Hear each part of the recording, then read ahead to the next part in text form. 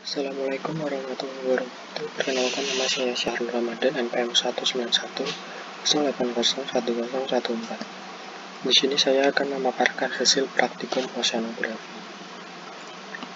Saya menggunakan dua jurnal sebagai literatur saya.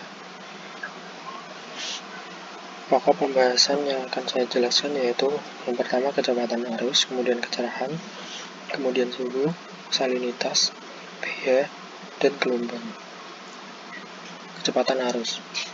Untuk mengukur kecepatan arus dengan menggunakan current meter, biasanya dengan menggunakan botol plastik bekas yang diikatkan oleh tali, kemudian dengan bantuan stopwatch untuk menghitungnya.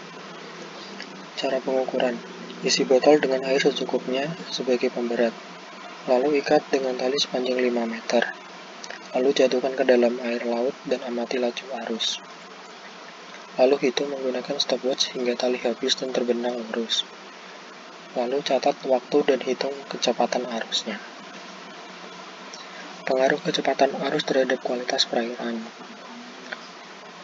Arus tersebut berfungsi sebagai alat dalam persebaran organisme seperti plankton, yang dapat menentukan tingkat kesuburan dari perairan tersebut. Kemudian kecerahan. Alat yang digunakan untuk mengukur kecerahan dari suatu perairan disebut sesidis. Cara pengukurannya: celupkan sesidis ke dalam suatu perairan, amati hingga tidak terlihat, lalu diberi tanda menggunakan tali atau karet. Kemudian ukur panjang tali yang telah diberi tanda tersebut. Pengaruh kecerahan terhadap kualitas perairan. Kualitas kecerahan perairan sangat penting karena berperan dalam menghantarkan sinar matahari agar masuk ke dalam perairan yang biasanya digunakan proses fotosintesis fitoplankton dalam perairan. Kemudian ada suhu. Alat yang digunakan untuk mengukur suhu di perairan yaitu dengan menggunakan termometer. Caranya, dengan celupkan termometer ke dalam perairan selama 3 menit, lalu angkat dan catat angka yang tertera pada termometer. Pengaruh suhu terhadap perairan. Suhu dapat mempengaruhi ikan. Suhu di sini sangat berperan dalam meningkatkan laju dari metabolisme organisme air, khususnya ikan. Apabila suhu air terlalu hangat, laju metabolisme akan berlangsung sangat cepat. Jika suhu dingin, laju metabolisme akan berjalan lambat, karena menipisnya kadar oksigen dalam perairan tersebut. Kemudian salinitas. Dalam menentukan salinitas atau keasaman perairan, alat yang digunakan yaitu refraktometer. Cara penggunaannya: kalibrasi terlebih dahulu refraktometer sebelum digunakan, lalu tekan tombol on pada alat. Kemudian tekan tombol start hingga menunjukkan nilai netral. Lalu teteskan sampel dari suatu perairan pada sensor. Lalu catat hasil dari pengukuran tersebut. Pengaruh salinitas terhadap perairan. Salinitas berperan dalam pengaruh densitas air laut, yaitu berperan dalam pengapungan organisme laut seperti rumput laut. Kemudian ada pH. Dalam menentukan pH suatu perairan dengan menggunakan alat pH meter. Cara penggunaannya: masukkan pH meter ke dalam air lalu amati.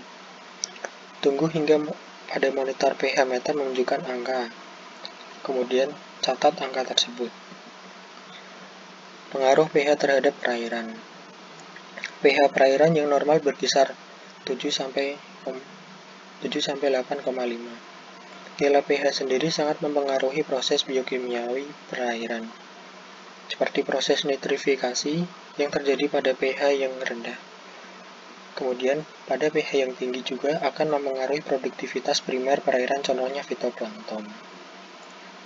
Kemudian ada gelombang.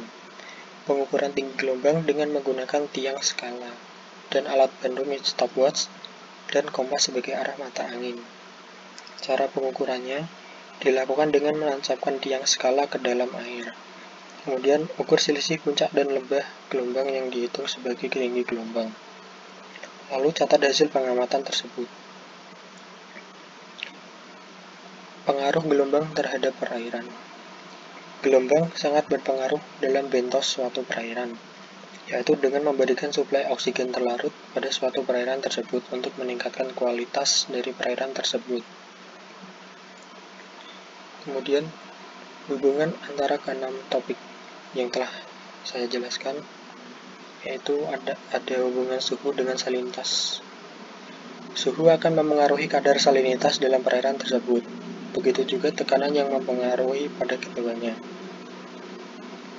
Suhu yang tinggi akan menyebabkan suatu perairan biasanya memiliki salinitas yang tinggi, kecuali jika tempat tersebut terjadi upwelling.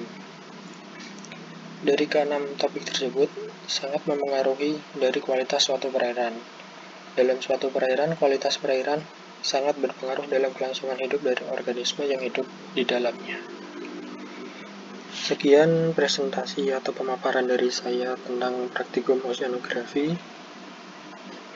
Ada kurang dan lebihnya, mohon dimaafkan. Wassalamualaikum warahmatullahi wabarakatuh.